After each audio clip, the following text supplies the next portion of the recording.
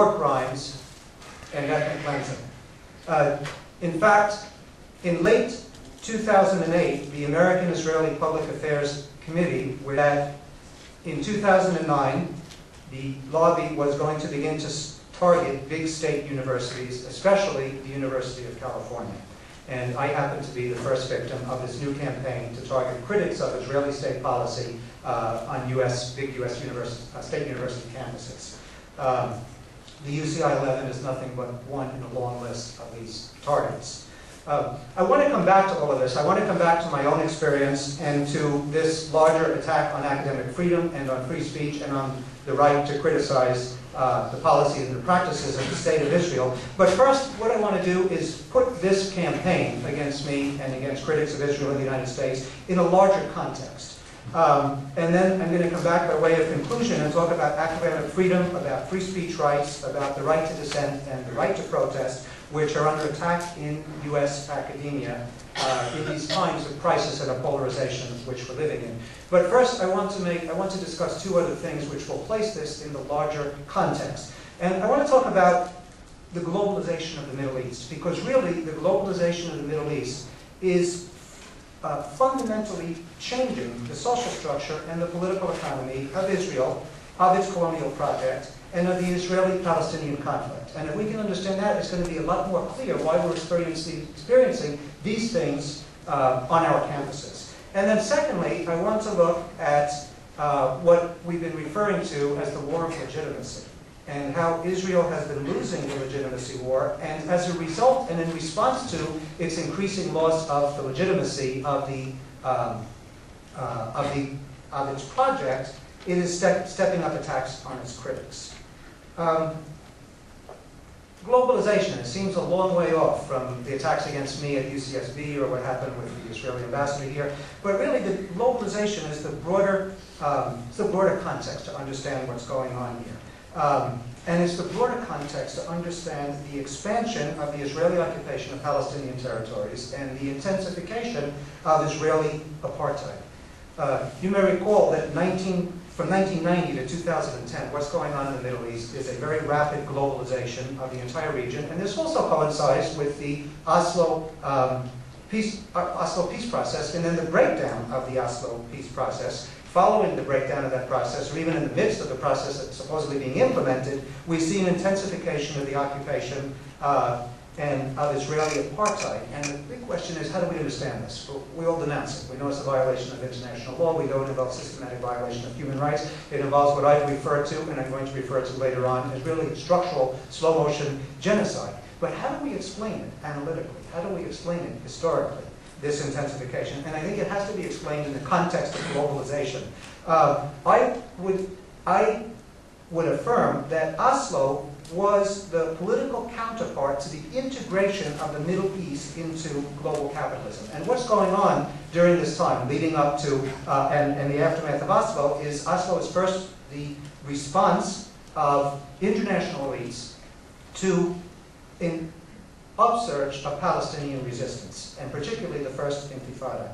And secondly, transnational elites analyzed in the late 1980s and into the 1990s, and especially really after the Cold War, that you can't have a stable global economy in the midst of violence and instability. And so transnational elites set about to implement so-called conflict resolution all around the world, and in this context they turned their attention to Palestine, Israel. Conflicts have to be resolved so you can have a stable global capitalist economy in the 21st century. So here you have the rise of these projects of conflict resolution. And then we have Oslo. The Oslo Accords, you remember, are signed in 1993, and they involve the installation of the Palestinian Authority in parts of the occupied territory, really that Tusten-like autonomy. And then you have supposedly we are supposed to have a 5-year interim period from 1993 to 1998 in which the so-called final status issues are going to be negotiated. Refugees, the status of Jerusalem, full Israeli withdrawal from the occupied territories, water rights, proper final borders, and so forth. But here's the incredible irony here. during this Oslo period, which is supposed to be the implementation of a peace accord and then the deepening of a peace process, which will lead to a two-state solution from 1991 to 2003, you actually have an intensification of the Israeli occupation, a tremendous intensification. So why does the peace process then break down, and why does the occupation intensify? Well, I would give you three reasons. First, the Oslo Accords to begin with were too limited. In my analysis, they were intended not to resolve the plight of the mass of the Palestinians and achieve social justice and international peace, but they were intended to integrate newly emerging, or to cultivate newly emerging Palestinian elites and integrate them into this emerging post-Cold War global order, not to resolve the plight of the Palestinian masses, which is the only thing that could bring peace to Palestine, Israel, and to the Middle East. But secondly, what's taking place here is the globalization of the Israeli economy based on a high-tech military security complex, and that comes to dominate Israeli politics and Israeli state conduct. And third, you have in the same period, from 1990 to 2010, you have massive transnational migration, well, all around the world, but particularly an influx of 1 million Jewish immigrants into Israel, and this undermines Israel's need for Palestinian labor, just at a time when there's supposed to be peace negotiations and a two-state resolution of the conflict. So here we can analyze here that there's first a classical colonial situation. And what's the classical colonial situation? Well, there's the theft of land, and there's the theft of resources, and then the colonized population, their labor is then used by the colonizers as cheap labor, as servile labor. Well, this was the Israeli situation for several decades. But this classical colonial situation begins to change with globalization and with these 3 points that I just raised in the past 20 years. So the broader context then is that as globalization arrives in the Middle East, Israel is integrating into global capitalism on the basis of a high-tech war economy. Let's analyze this a little further. Since the mid-1980s, the Middle East is integrating into the global economy and society through the same processes we see in Latin America, in Africa, now in the United States. The same processes of neoliberalism, of economic restructuring, of privatization, of IMF and World Bank austerity measures, and so forth. Again, this is taking place all over the world and is taking place in the Middle East from 1990s and on. And this goes up together with grassroots democratization pressures all around the world, pressures from below for democratization of society, including massive pressures in Palestine for democratization, which means an end of Israeli occupation and the creation of a Palestinian, fully independent, sovereign Palestinian state. So what's going on as part of this integration is that you have the globalization of the Israeli economy. You first have, in the 1980s and the 1990s, the Israeli economy moves from a traditional pre-globalization economy to a computer and information technology-based high-tech telecommunications, web technology type of economy. Tel Aviv and Haifa now become Middle Eastern outposts of Silicon Valley.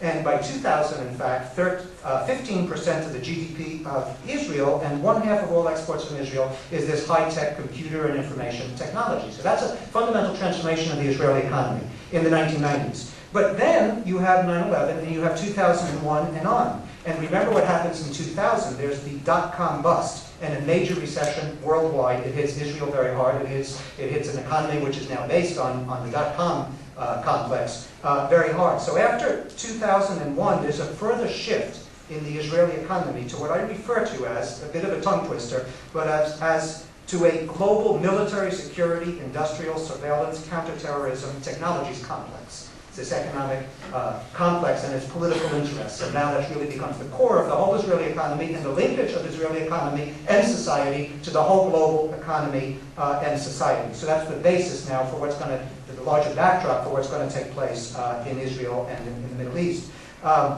Israeli technology firms pioneer what others have referred to as the homeland security industry. So in other words, you have the globalization of Israel via a high-tech militarized economy. The Israeli Export Institute estimates that there was, in 2007, 350 Israeli corporations dedicated to security, intelligence, and social control systems products, and supplying that to the global economy, exporting that all around the world.